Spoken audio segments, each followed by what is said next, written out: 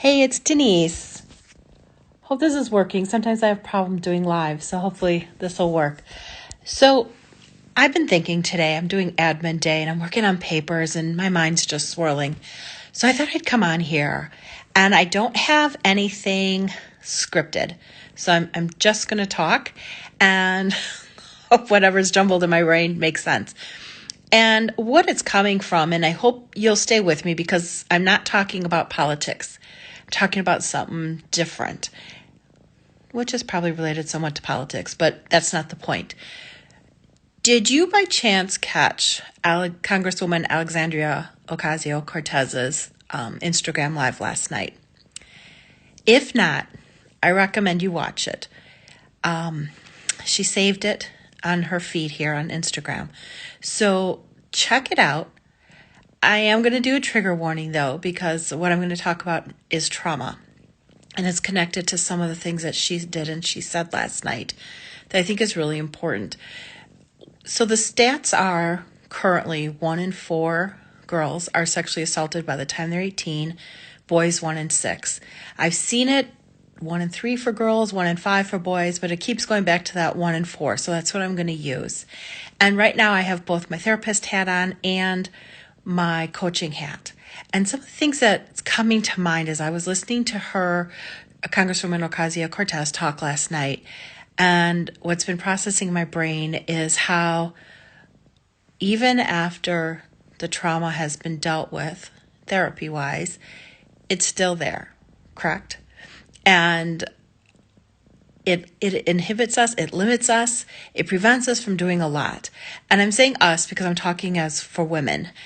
I have worked 25 plus years in the mental health field. And for 16 of that, I led programs for hospital programs, and it was primarily female. I had about 90% females and, about 10% boys, guys. My ages were 12 on up. So my oldest was, I think, 74. My youngest was 12. And in those programs, about 50% of my population had reported some kind of sexual abuse. But abuse doesn't just have to be sexual assault, right? It can also be physical abuse. It can be emotional abuse and mental abuse. And it can be the gaslighting. It can be downplaying your experience. It can be being told, just move on, get over it. And as I was listening to AOC talk about her experience and what's going on right now, that we should just move on. If we just move on, we're just helping perpetuate the cycle of the abuse. We're helping to continue to keep women silent. And we need to break that cycle. And her speaking up, I viewed it as strong, vulnerable leadership. Because she shared stuff that she said many people in her life didn't know. But on top of that, she also shared her experience. She shared her fears. She shared how she was re-traumatized. And we can have dealt with all of our abuses, our experiences. Oh, going back. So I also did my dissertation was on trauma. I've worked highly with trauma, postdoctorate. When I was in graduate school, we didn't have trauma classes to really deal with trauma. I had like a weekend series, 4 weekends, that one Saturday we dealt with domestic violence and what to do. Another Saturday we dealt with physical violence. So it was just like an intro class. Back then, we didn't go into it. Back then, you couldn't say the word trauma with insurance because insurance wouldn't cover it.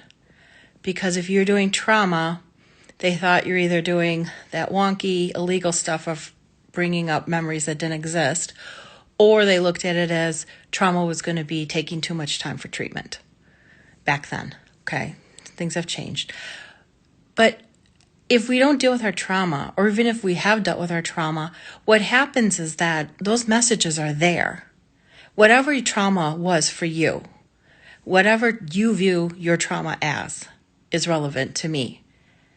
And what I do with my coaching now is I'm helping women get unstuck with that trauma.